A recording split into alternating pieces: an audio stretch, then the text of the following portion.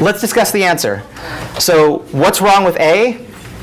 A volunteer from the audience. What is manifestly wrong with A? You can't directly access private. So that the one possibility is you can't directly access at balance, and while that is true, there's an even more superficial reason why the first one's wrong, sir. There's no method called at balance. There is no method called at balance. A.B always means call method B on object A. Method names don't ever begin with an at sign. Only instance variable names can begin with an at sign. So on its face, A just doesn't work. It's not even syntactically legal. B and C are equivalent, except that one of them omits the optional parentheses around the method call to balance. And that's it. So back into our discussion. I am now going to actually take some code and paste it into the Ruby interpreter. OK. I also took the liberty of creating 3 accounts we can play with. My account with $1,000, Dave's with $5,000, and Bill Gates with a lot more than either of us. So we'll come back to that. So now you know instance variables. You know that you have to define explicit getters and setters on instance variables. On the other hand, the getters and setters that we defined are pretty darn trivial.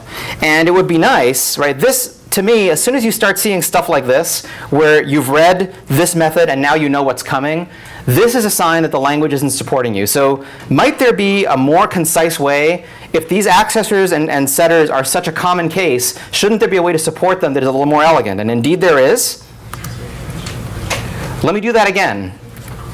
Old way, new way. I just made code disappear. OK? So what is this magic @_accessor thing? It's not part of the language. It is just a regular old method call. And in a moment, we're going to start talking more about metaprogramming, which is code that defines and writes and runs new code at runtime.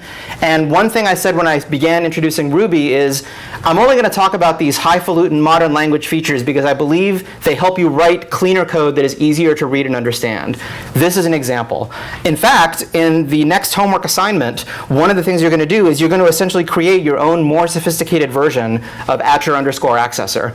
But when you say @_accessor balance, what you're basically saying is, please create for me these 2 methods, a default getter and a default setter that just do the obvious thing. And you can figure out how it does it, right? I mean, if you had to print out the text of those 2 methods based on @_accessor, you could do it. The difference is in Ruby, pretty much, if you can print it out at runtime, you can also execute it at runtime. And that's very cool. So a quick review of Ruby's distinguishing features that we've seen. First of all, it is object-oriented in the extreme. Even the lowliest integers are objects. There's really no such thing as attributes. There's instance variables, but you have to define explicit getters and setters because you have to get at them through methods. Everything is a method call. Usually the only thing you care about in a method call is whether the receiver responds to the method you're trying to send it. And we'll have a lot more to say about that in a moment when we shortly talk about duck typing. And we've talked about the fact that objects can have different types, but the variables that refer to those objects are not typed.